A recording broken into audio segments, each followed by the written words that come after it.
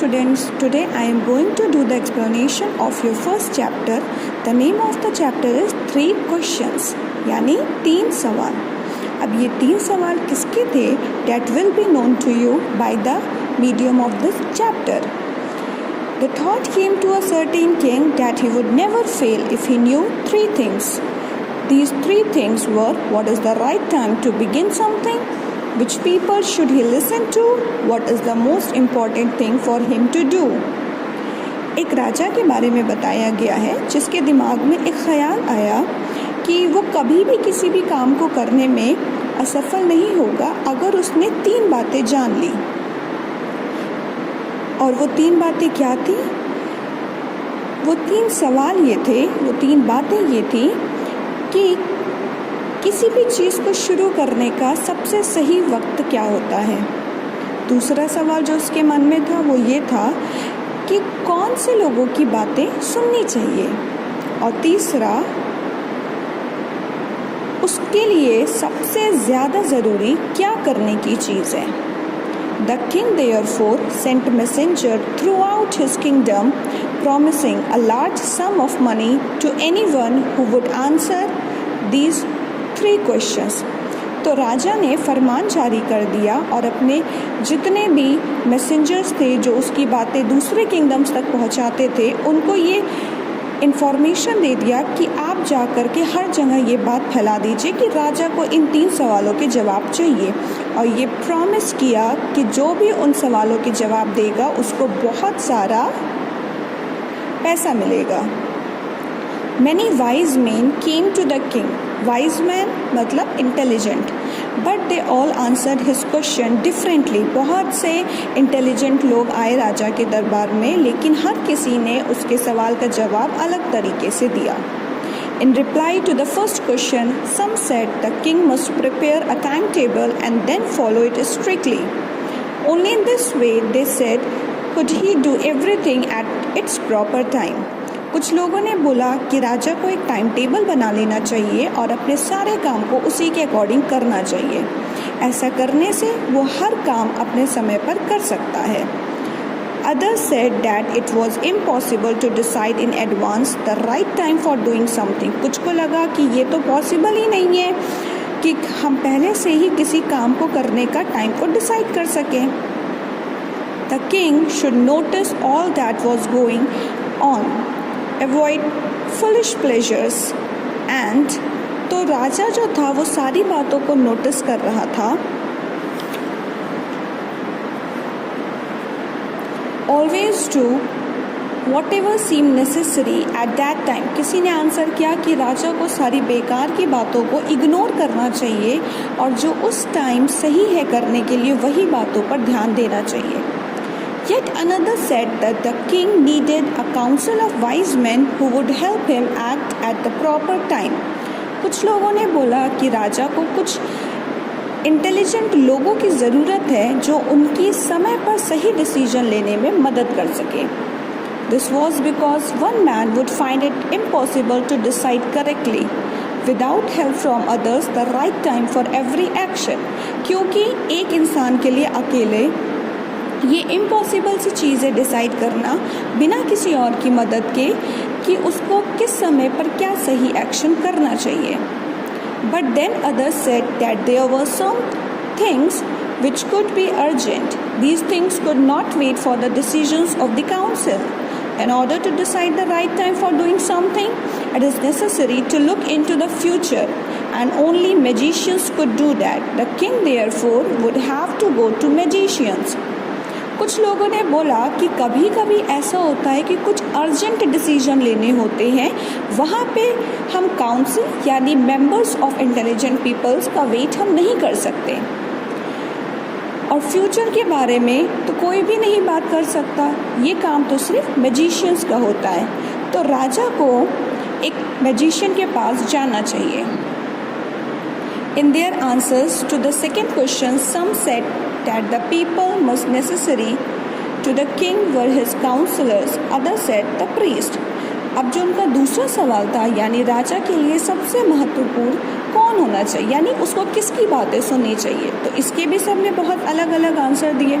किसी ने बोला कि राजा को अपने काउंसलर्स की सुननी चाहिए, किसी ने किसी और के बारे में बताया, तो किसी ने बोला कि प्रीस्ट के बारे में की बातों को सुनना चाहिए। Now the word here that is priest. I want you all to comment what is the meaning of priest.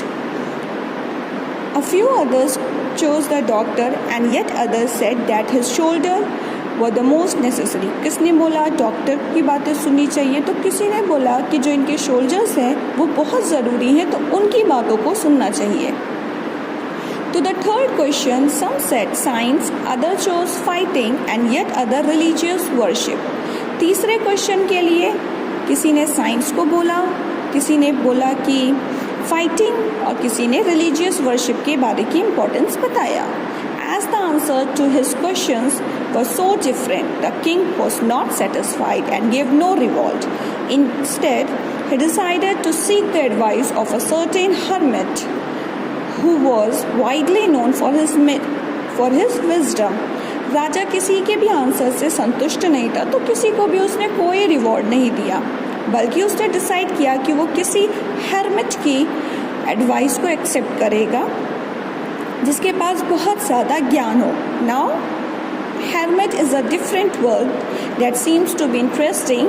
Comment the meaning of this in the comment section. The hermit lived in a wood which he never left. He saw no one but simple people, and so the king put on ordinary clothes. Before he reached the hermit's hut, the king left his horse with his bodyguard and went alone. So he was knowing a hermit, और वो जंगलों में रहते थे जहाँ से वो कभी नहीं कहीं जाते थे और किसी से भी नहीं मिलते थे, सिर्फ सादे लोगों से मिलते थे। इसलिए राजा बहुत ऑर्डिनरी कपड़े पहन करके उनके पास गया।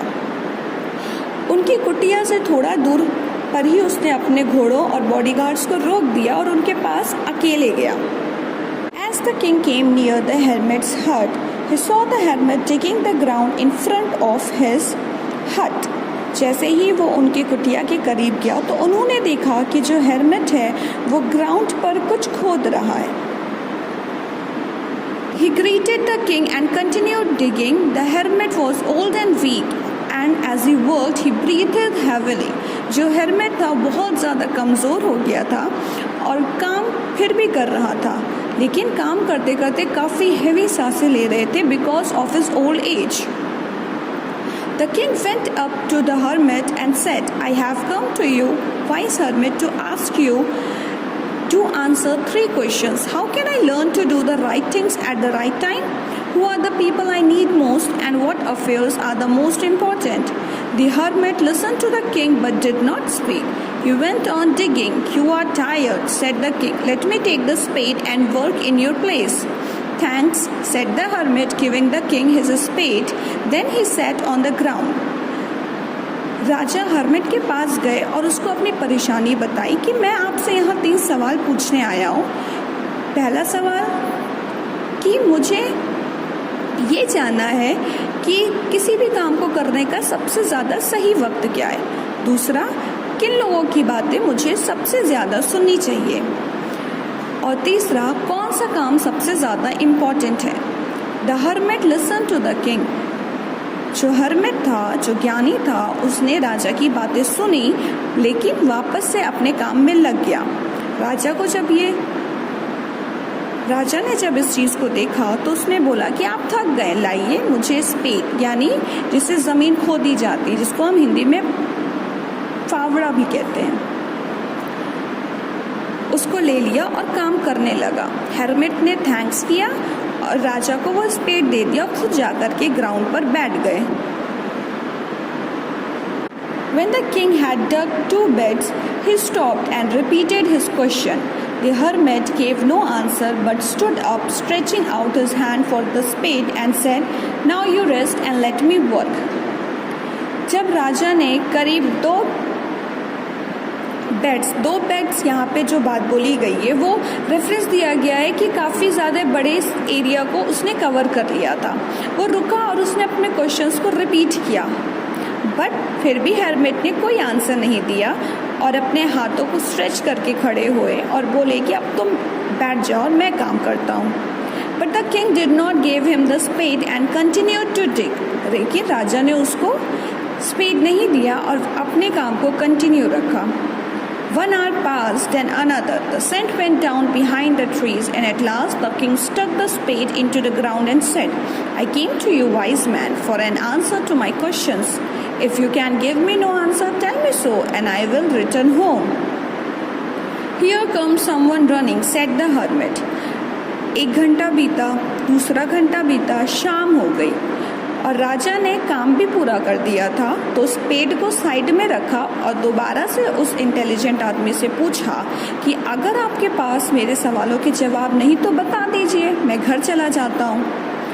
उतनी ही देर में हर्मिट ने बोला, देखो कोई दौड़ता हुआ आ रहा है। This is the end of your part 1। अब पार्ट 2 में क्या होता है, just make a guess of it and we will continue this in our next class.